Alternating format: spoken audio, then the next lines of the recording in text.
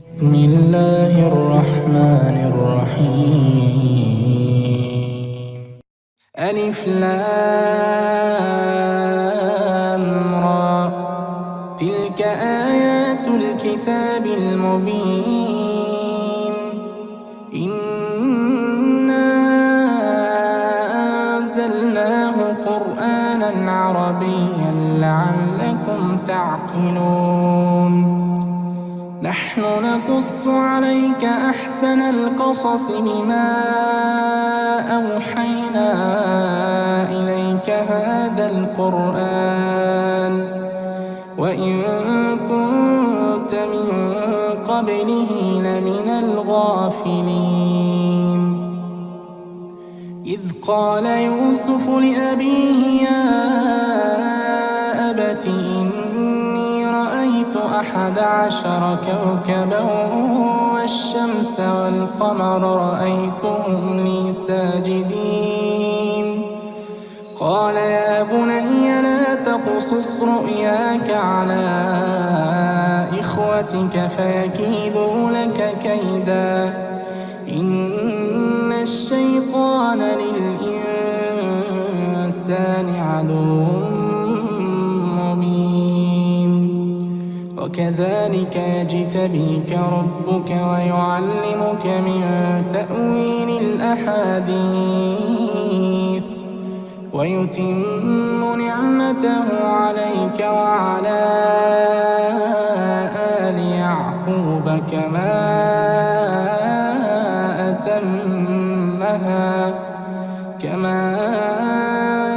أتمها على أبويك من قبل إبراهيم وإسحاق إن ربك عليم حكيم. لقد كان في يوسف وإخوته آيات للسائلين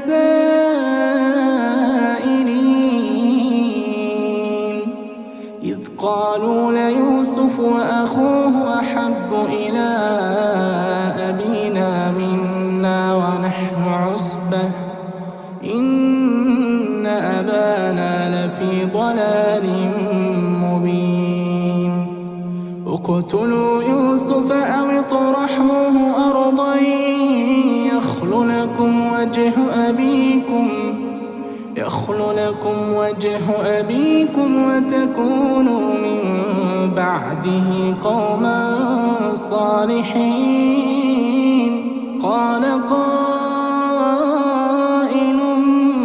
منهم لا تقتلوا يوسف وألقوه في غيابة الجب يلتقطه بعض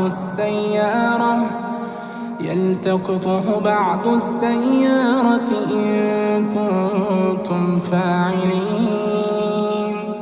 قالوا يا أبانا ما لك لا تأمنا على يوسف وإنا له لناصحون. أرسله معنا غدا يرتع ويلعب وإنا له لحافظون. قال إني ليحزنني أن تذهبوا به وأخاف أن يأكله الذئب وأنتم عنه غافلون. قالوا لئن أكله الذئب ونحن عصبة إنا إذا لخاسرون. فلما ذهبوا به وأجمعوا أن يجعلوه في غيابة الجب وأوحينا إليه لتنبئنهم بأمرهم هذا وهم لا يشعرون. وجاءوا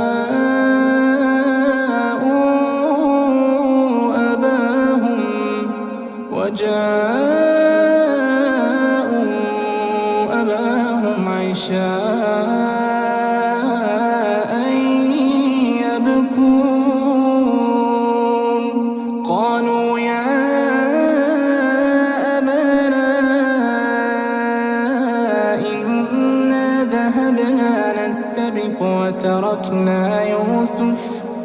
وتركنا يوسف عند متاعنا فأكله الذئب وما أنت بمؤمن لنا وتركنا يوسف عند متاعنا فأكله الذئب وما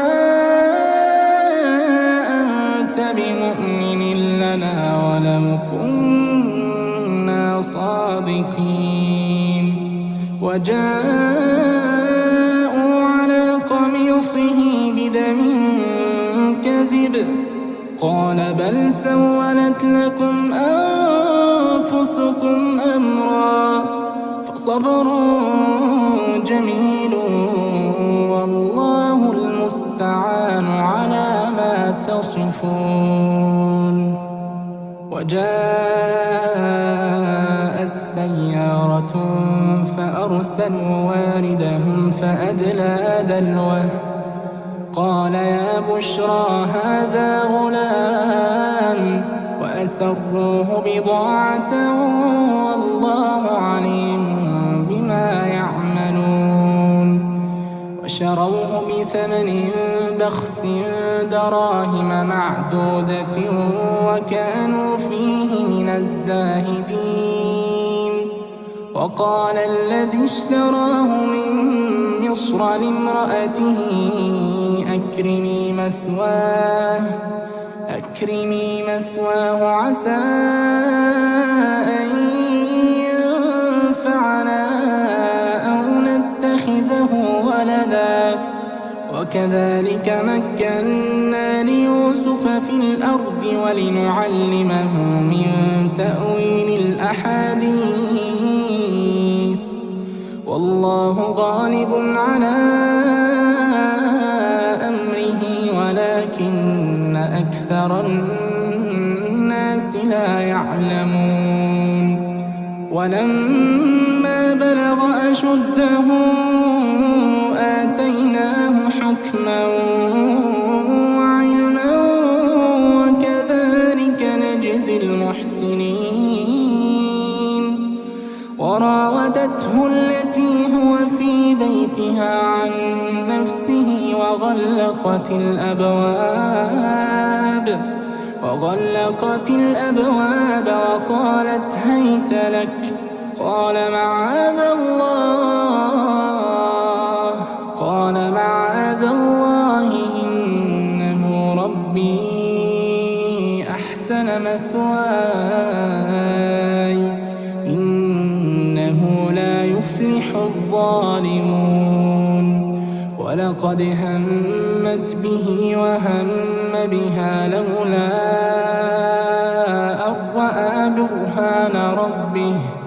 لولا أن رأى برهان ربه كذلك لنصرف عنه السوء والفحشاء إنه من عبادنا المخلصين واستبق الباب وقدت قميصه من دبر وألف يا سيدها لدى الباب قالت ما جزاء من أراد بأهلك سوءا إلا أن يسجن أو عذاب أليم قال هي راودتني عن نفسي وشهد شاهد من أهلها إن كان قميصه قد من قبل فصدقت وهو من الكاذبين وإن كان قميصه قد من دبر فكذبت وهو من الصادقين فلما رأى قميصه قد من دبر قال إنه من كيدكن إن كيدكن عظيم يوسف أعرض عن هذا واستغفري لذنبك إنك كنت من الخاطئين. وقال نسوة في المدينة امرأة العزيز تراود فتاها عن نفسه قد شغفها حبا إنا لنراها في ضلال مبين. فلما سمعت بمكرهن أرسلت إليهن وأعتدت لهن متكئا وآتت كل واحدة منهن سكينا وقالت اخرج عليهن. فلما رأينه أكبرنه وقطعن أيديهن وقلن حاش لله ما هذا بشرا إن هذا إلا ملك كريم. قالت فذلكن الذي لمتنني فيه ولقد راودته عن نفسه فاستعصم ولئن لم يفعل ما آمره ليسجنن وليكونن من الصاغرين. قال رب السجن أحب إلي مما يدعونني إليه وإلا تصرف عني كيدهن أصب إليهن وأكن من الجاهلين. فاستجاب له ربه فصرف عنه كيدهن إنه هو السميع العليم. ثم بدا لهم من بعد ما رأوا الآيات ليسجننه حتى حين. ودخل معه السجن فتيان قال أحدهما إني أراني أعصر خمرا وقال الآخر إني أراني أحمل فوق رأسي خبزا تأكل الطير منه نبئنا بتأويله إنا نراك من المحسنين. قال لا يأتيكما طعام ترزقانه إلا نبأتكما بتأويله قبل أن يأتيكما ذلكما مما علمني ربي إني تركت ملة قوم لا يؤمنون بالله وهم بالآخرة هم كافرون واتبعت ملة آبائي إبراهيم وإسحاق ويعقوب ما كان لنا أن نشرك بالله من شيء ذلك من فضل الله علينا وعلى الناس ولكن أكثر الناس لا يشكرون.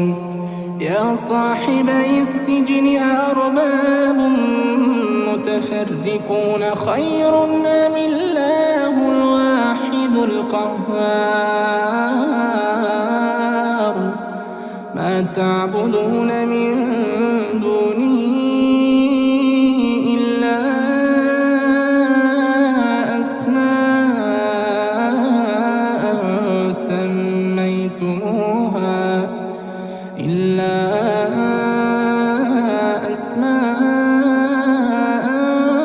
سميتموها أنتم وآباؤكم ما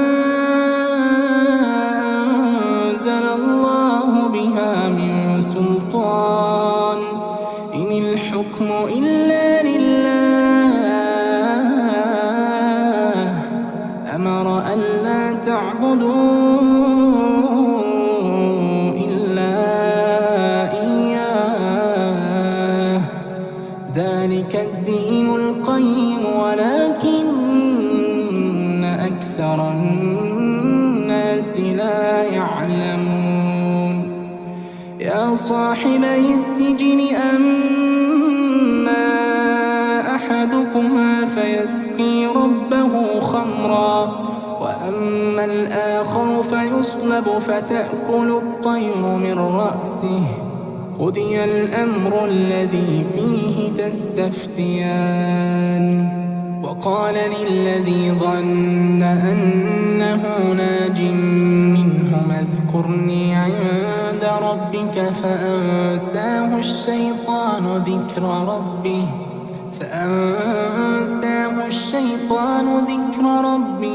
فلبث في السجن بضع سنين وقال الملك إني أرى 7 بقرات سمان يأكلهن 7 عجاف و7 سنبلات خضر وأخر يابسات يا أيها الملأ أفتوني في رؤياي إن كنتم للرؤيا تعبرون قالوا أضغاث أحلام وما نحن بتأويل الأحلام بعالمين وقال الذي نجا منهما وادكر بعد أمة أنا أنبئكم بتأويله فأرسلون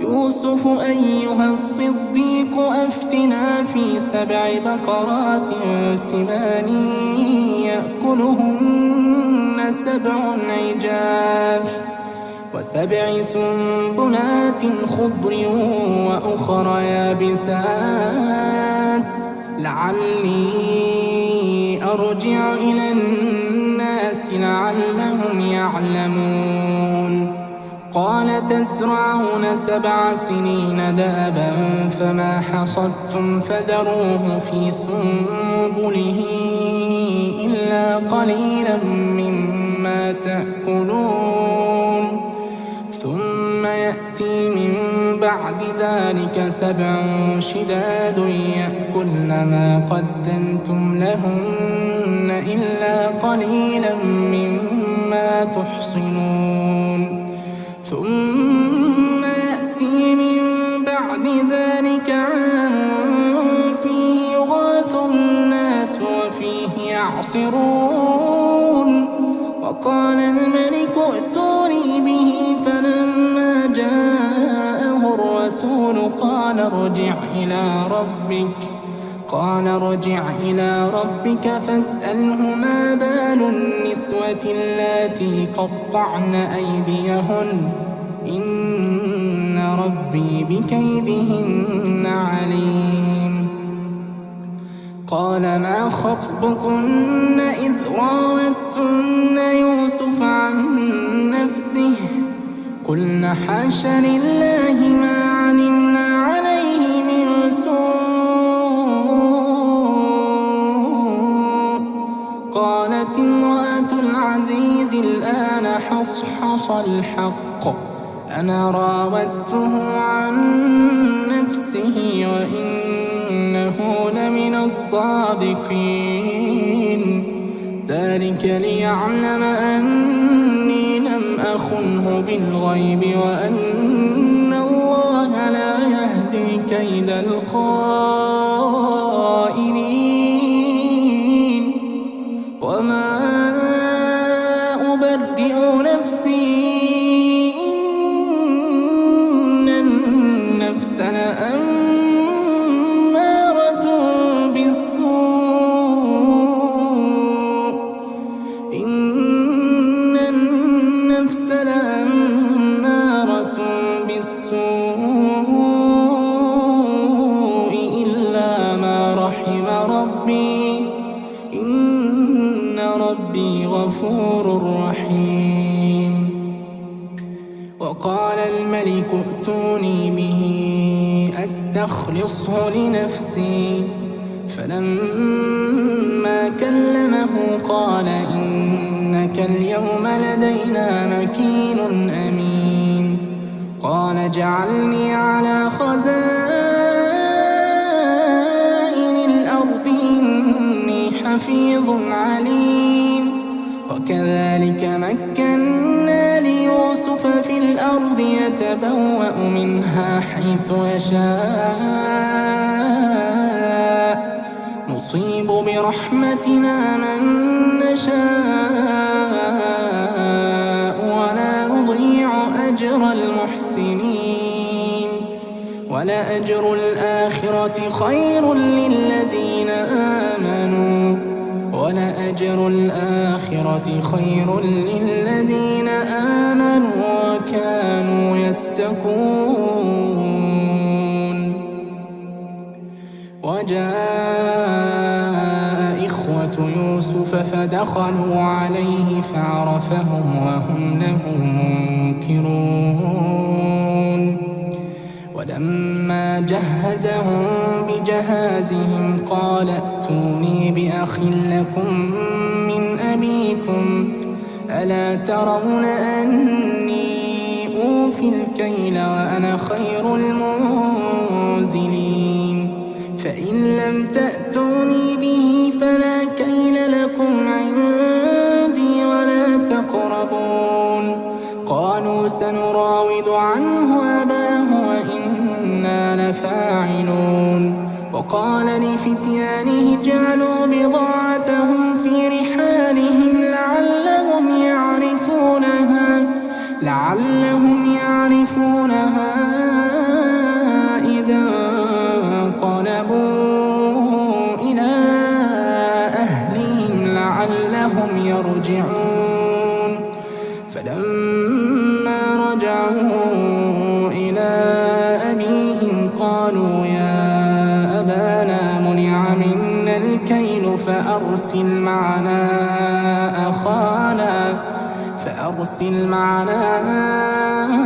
أخانا نكتل وإنا له لحافظون. قال هل آمنكم عليه إلا كما أمنتكم على أخيه من قبل، فالله خير حافظا وهو أرحم الراحمين. ولما فتحوا متاعهم وجدوا بضاعتهم ردت إليهم قالوا يا أبانا ما نبغي هذه بضاعتنا ردت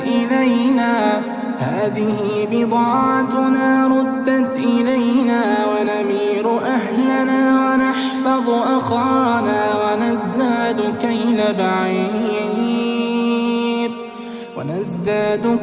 بعير ذلك كيل يسير. قال لن أرسله معكم حتى تؤتون موثقا من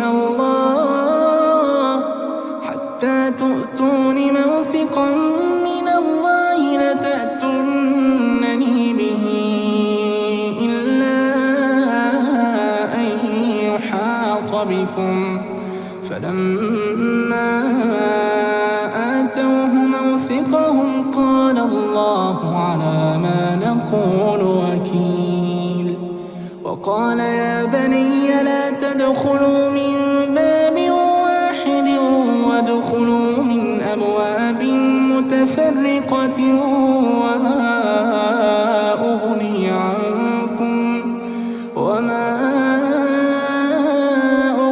عنكم من الله من شيء، إن الحكم إلا لله عليه توكلت وعليه فليتوكل المتوكلون.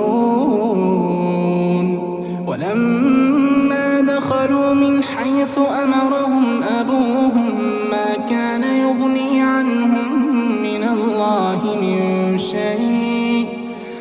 كان يغني عنهم من الله من شيء إلا حاجة في نفس يعقوب قضاها وإنه لذو علم لما علمناه ولكن أكثر الناس لا يعلمون ولما دخلوا على يوسف آوى إليه أخاه قال إني أنا أخوك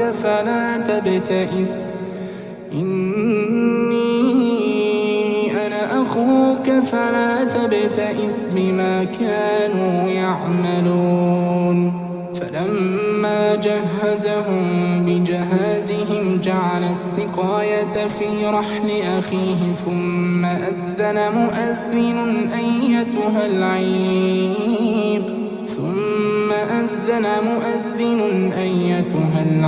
إنكم لسارقون قالوا وأقبلوا عليهم ماذا تفقدون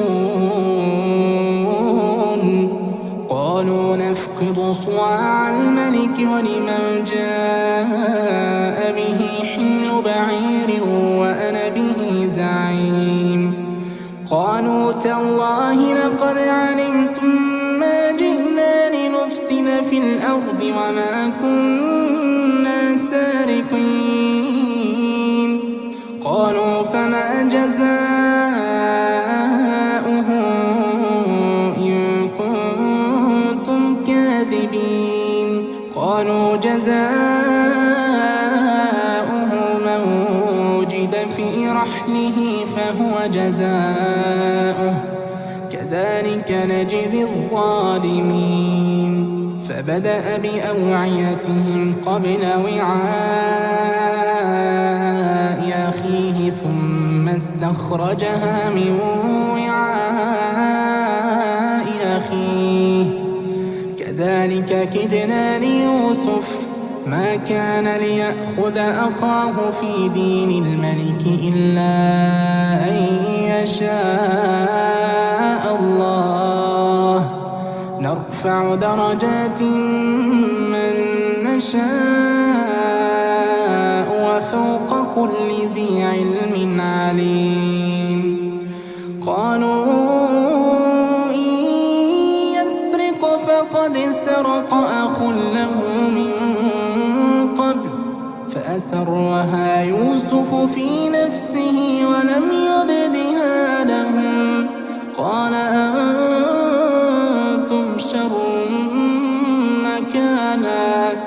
أنتم شر مكانا والله أعلم بما تصفون قالوا يا أيها العزيز إن له أبا شيخا كبيرا فخذ أحدنا مكانه إنا نراك من المحسنين قال معاذ الله أن نأخذ إلا من وجدنا متاعنا عنده إنا إذا لظالمون فلما استيئسوا منه خلصوا نجيا قال كبيرهم ألم تعلموا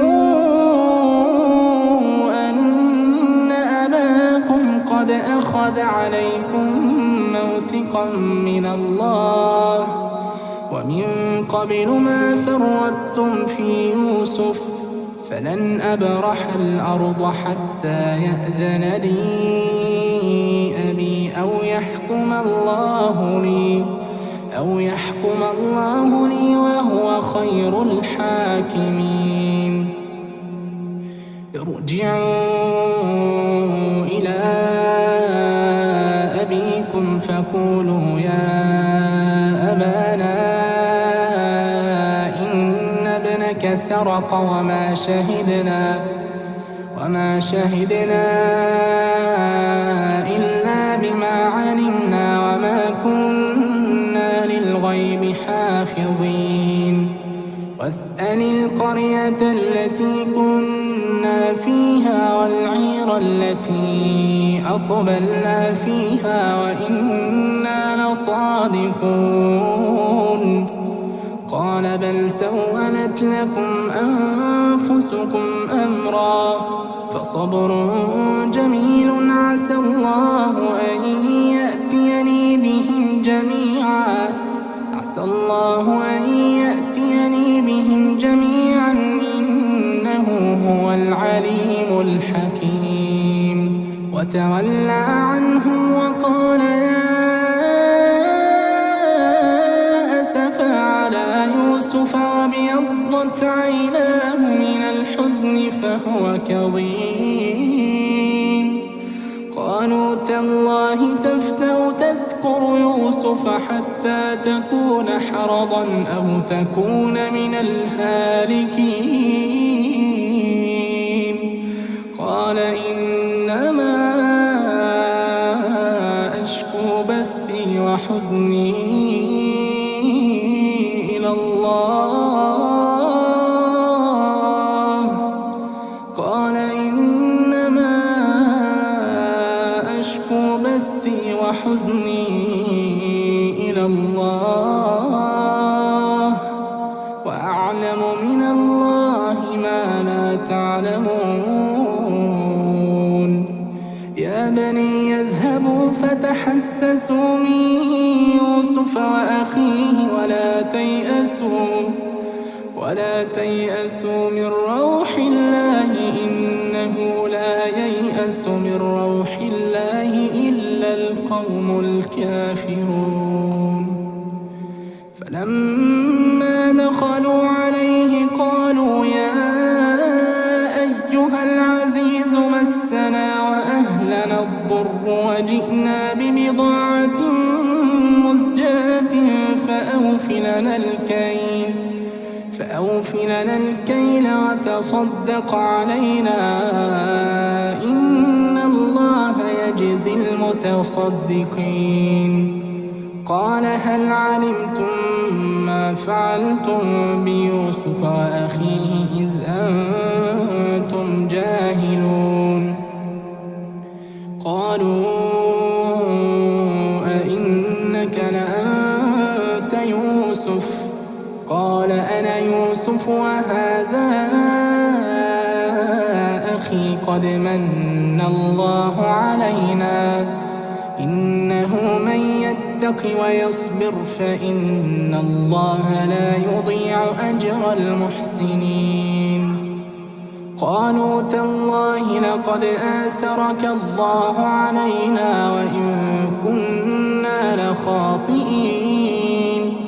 قال لا تثريب عليكم اليوم يغفر الله لكم وهو أرحم الراحمين. اذهبوا بقميصي هذا فألقوه على وجه أبي يأت بصيرا وأتوني بأهلكم أجمعين. ولما فصلت العير قال أبوهم إني لأجد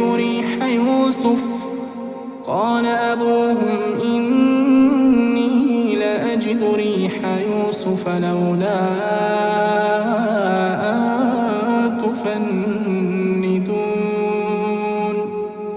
قالوا تالله إنك لفي ضلالك القديم.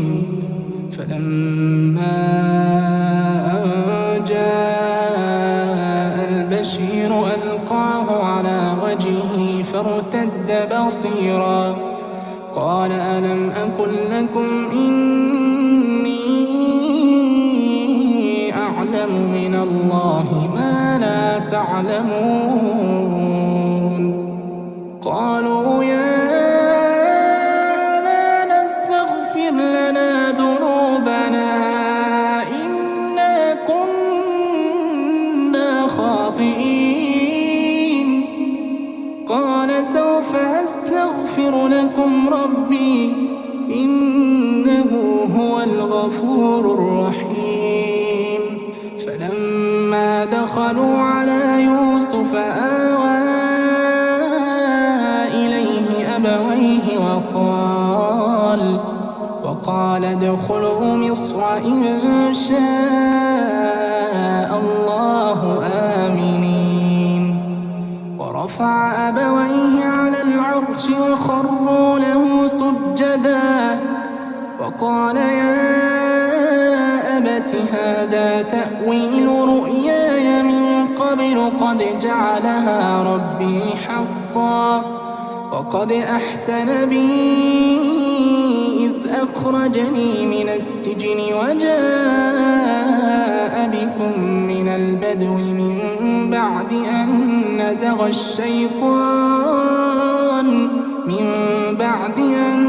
نزغ الشيطان بيني وبين إخوتي إن ربي لطيف لما يشاء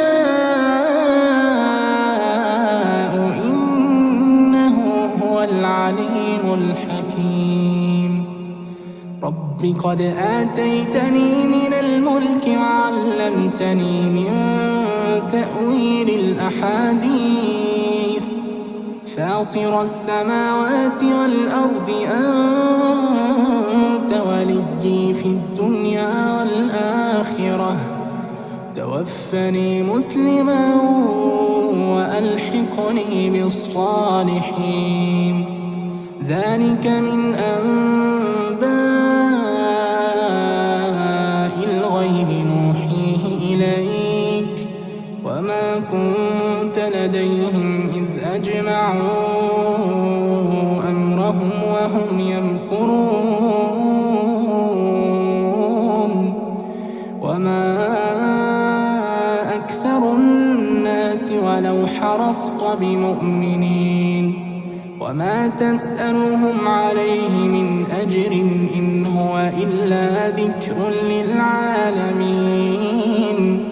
وكأين من آية في السماوات والأرض يمرون عليها وهم عنها معرضون وما يؤمن أكثرهم بالله إلا وهم مشركون. أفأمنوا أن تأتيهم غاشية من عذاب الله أو تأتيهم الساعة بغتة وهم لا يشعرون. قل هذه سبيلي أدعو إلى الله قل هذه سبيلي أدعو إلى الله على بصيرة أنا ومن اتبعني وسبحان الله وما أنا من المشركين. وما أرسلنا من قبلك إلا رجالا نوحي إليهم من أهل القرى أفلم يسيروا في الأرض فينظروا كيف كان عاقبة الذين من قبلهم ولدار الآخرة خير للذين اتقوا أفلا تعقلون. حتى إذا استيأس الرسل وظنوا أنهم قد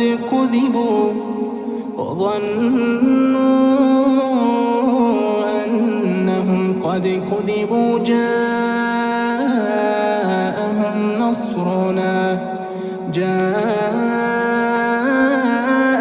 نصرنا فنجي من نشاء ولا يرد بأسنا عن القوم المجرمين. لقد كان في قصصهم عبرة لأولي الألباب ما كان حديثا يفترى ولكن تصديق الذي بين يديه